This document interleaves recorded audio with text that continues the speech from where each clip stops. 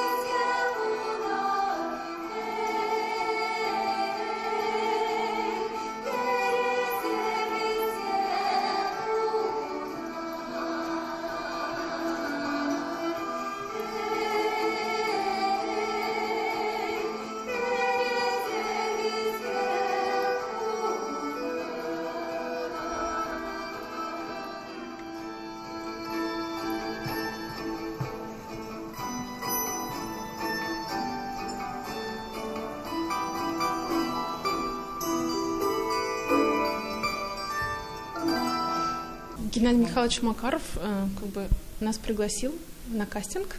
Мы пришли. Одна часть была с университета культуры, а другая часть с консерватории. И вот мы пришли, прошли, показали себя, и потом нас взяли в ансамбль. Сначала, конечно, тяжело было, не было там здания, еще там что-то, костюмов, да, все такое. Но потом все начало стабилизироваться, и все нам уже 10 лет.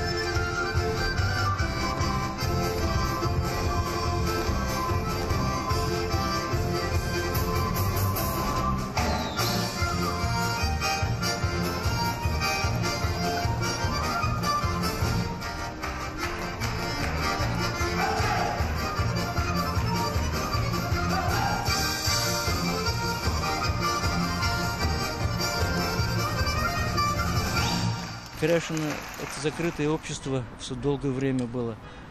По-русски они плохо знали, с татарами они не общались, потому что религия разная была. И вот они как-то замкнувшись жили, и передавалось от поколения к поколению традиции, и они очень, так скажем, мало обновлялись. И вот, наверное, в этом разгадка. А в татарской культуре, несомненно, была ситуация точно такая, как у Кряшина. Такие же песни пели. Ну, просто в татарской культуре рано появилась сцена, эстрада. И то, что пели со сцены, становилось эталоном. И постепенно забывались старые песни.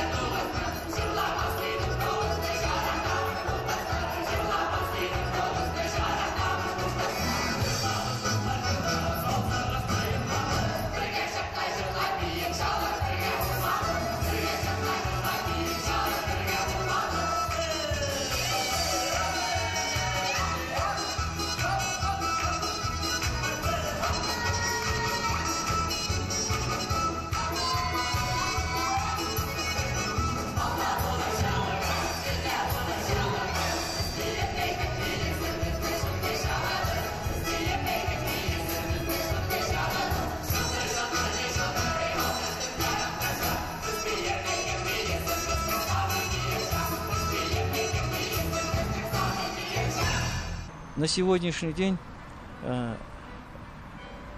интерес к этническому искусству тоже достаточно такой высокий, и я тоже очень рад, что, например, в Казанской консерватории на кафедре этномузыковедения и татарской музыки обращается внимание на изучение и уже пропаганду этнических песенных традиций.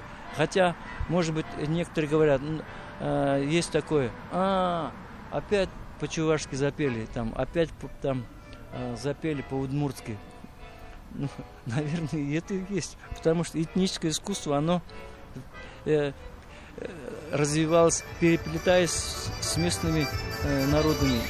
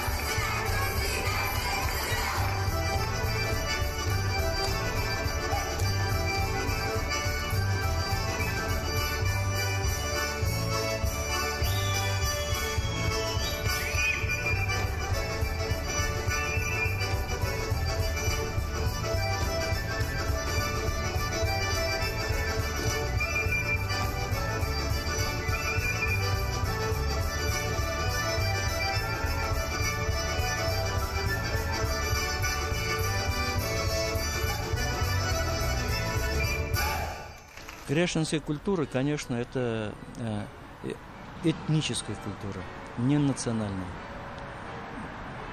Национальная – это вот как раз унифицированность, а этническая – это когда каждый регион, каждый район сохраняет свои традиции, которые они получили от отцов и дедов. Вот это вот видно по костюмам, там, по песням, по танцам.